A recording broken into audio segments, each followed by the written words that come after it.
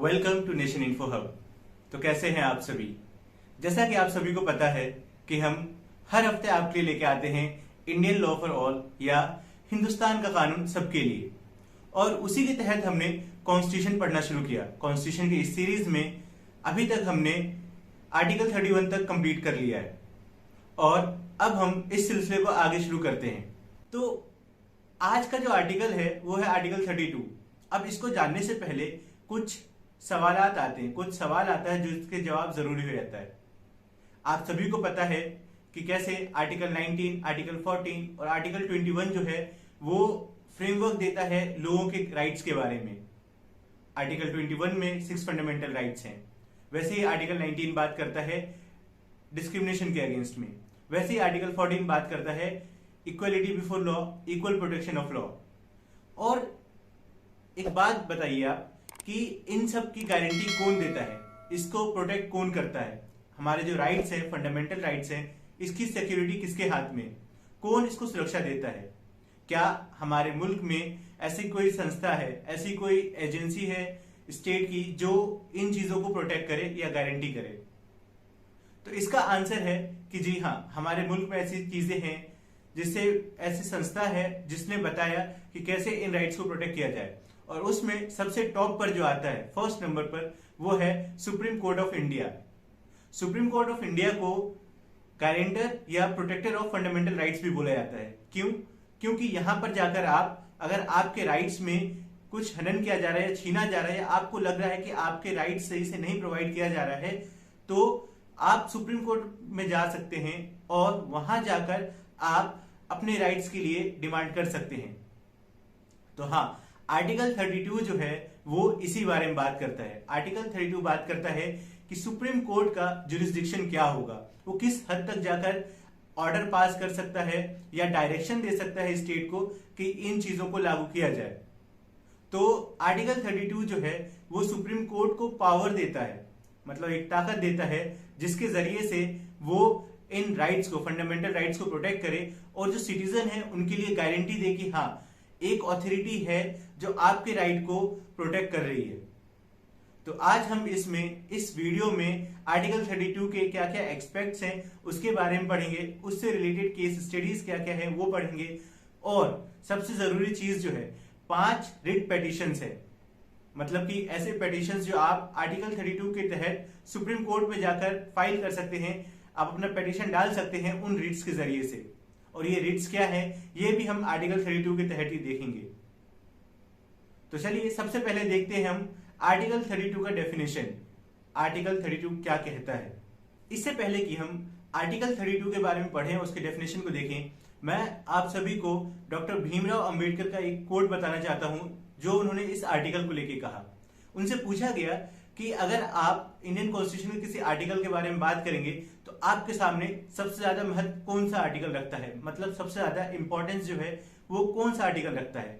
तो उन्होंने इस बात पे बोला कि मैं बिना किसी शक के आर्टिकल 32 को लूंगा, और अगर हमारे कॉन्स्टिट्यूशन में आर्टिकल 32 नहीं होगा तो हमारा कॉन्स्टिट्यूशन जो है उसका कोई फायदा ही नहीं है। उन्होंने साथ में ये भी बोला कि आर्टिकल 32 जो है हमारे कॉन्स्टिट्यूशन का सोल एंड हार्ट है, मतलब कि वो इसकी आत्मा और दिल है जिसके बिना किसी चीज का काम नहीं बनता है। तो ये कोट था डॉक्टर भीमराव अंबेडकर का आर्टिकल 32 के लेके। तो चलिए अब हम आर्टिकल 32 का डेफिनेशन देखते हैं।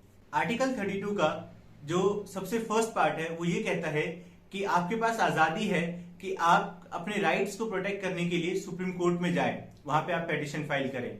आर्टिकल 32 का सेकंड पार्ट जो है वो बात करता है, सुप्रीम कोर्ट को पावर देता है कि वो ऑर्डर्स, डायरेक्शंस या रिट डाल सके, रिट के ऑर्डर्स को पास कर सके। अब ये 5 तरीके के रिट्स इसके अंदर प्रोवाइड किया गया है। उसमें है habeas corpus, mandamus, prohibition, quo warranto and certiorari. मतलब कि अगर आपका कोई राइट्स छीना जा रहा है तो सुप्रीम कोर्ट इन रिट्स के जरिए से आपके राइट्स को एनफोर्स कर सकती है।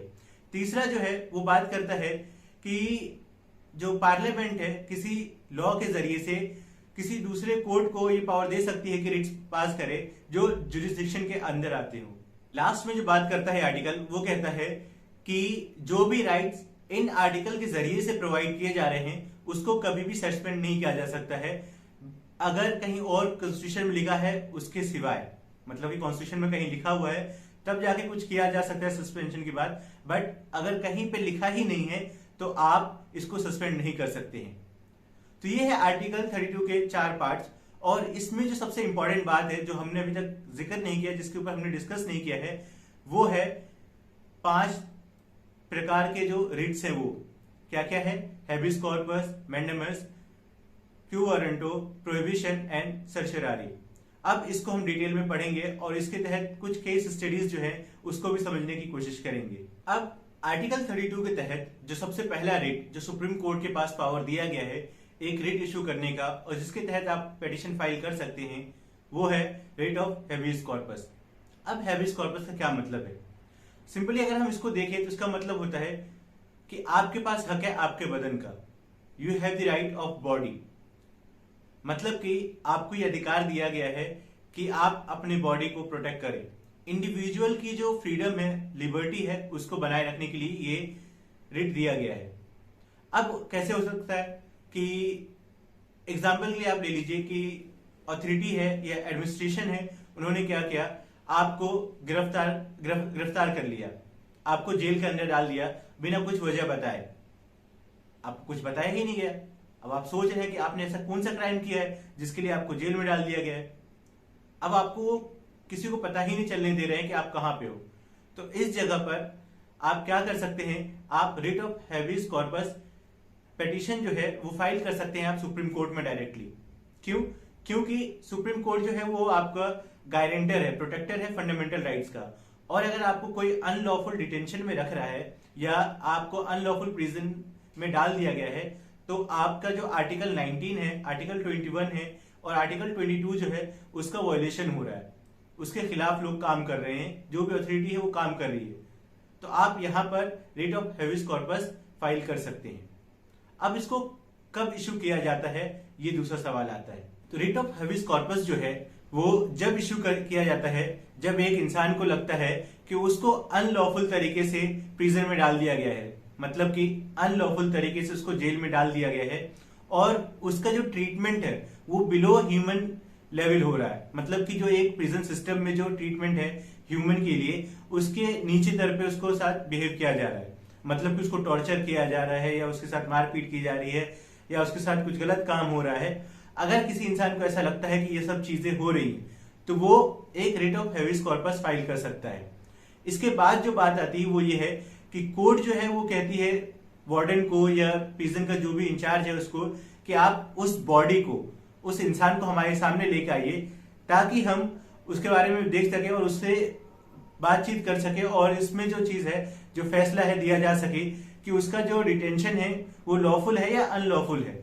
अगर अनलॉफुल है तो उसको रिलीज करने का ऑर्डर भी दिया जा सकता है और अगर लॉफुल है तो वहां पे जो ये रिट ऑफ हैबिस कॉर्पस है वो खारिज कर दी जाएगी, मतलब कि उसको डिसमिस कर दिया जाएगा। रिट ऑफ हैबिस कॉर्पस के तहत कुछ अहम केसेस हैं। उसमें सबसे पहला केस जो रिट ऑफ हैबिस कॉर्पस का आया वो है केरला का, जिसमें एक कॉलेज के बच्चे को केरला पुलिस गिरफ्तार कर लेती है और उसकी डेथ हो जाती है पुलिस की गिरफ्तारी में। तो यहाँ पर जो विक्टिम है उसके जो पापा है, उसके जो फादर है, वो writ of habeas corpus file करते हैं और वहां पे इस बात का सबूत दिया जाता है और इस बात को साबित भी कर दिया जाता है कि हाँ पुलिस की कस्टडी में ही मौत हुई है। उसके बाद दूसरा केस जो है वो है एडीएम जबलपुर वर्सेस शिवकांत शुक्ला। इसको हम हैबिस कॉर्पस केस के तौर पे भी जानते हैं और इसमें जो है जो ऑर्डर पास किया गया, जो जजमेंट दिया गया वो ये था कि यहां तक कि देश में इमरजेंसी चल रहा हो तब भी इस राइट को सस्पेंड नहीं किया जा सकता है। मतलब कि ये जो अधिकार आपको दिया गया है इसको खत्म नहीं किया जा सकता, इसको निरस्त नहीं किया जा सकता कुछ टाइम के लिए। मतलब कि ये एब्सोल्यूट राइट है, ये हमेशा बनी रहेगी। ये दूसरा इंपॉर्टेंट केस है। जो तीसरा केस है वो इस बात पे डिपेंड करता है, वो बताता है कि कोर्ट कैसे डिसाइड करता है कि कोई भी जो प्रोसीडिंग है वो सिविल नेचर का है या क्रिमिनल नेचर का है। तो इसमें ये केस है नारायण लाल वर्सेस ईश्वर लाल। इसमें कोर्ट ने बोला कि जिस तरीके से अथॉरिटी चलती हुई आई है हम उस बात पे डिसाइड करेंगे कि ये जो केस है वो क्रिमिनल नेचर का है या सिविल नेचर का है। तो ये 3 बहुत इंपॉर्टेंट केस स्टडीज हैं जो हेबियस कॉर्पस के तहत आते हैं। अब हेबियस कॉर्पस जो है वो कब इशू नहीं किया जा सकता है, तो वो है कि जब डिटेंशन जो है आपका वो लॉफुल हुआ हो, या जब किसी कॉम्पिटेंट कोर्ट ने आपके डिटेंशन के बारे में ऑर्डर पास किया हो, या किसी कोर्ट के जुरिस्डिक्शन के अंदर आया हो और उसके तहत आपको गिरफ्तार किया गया हो।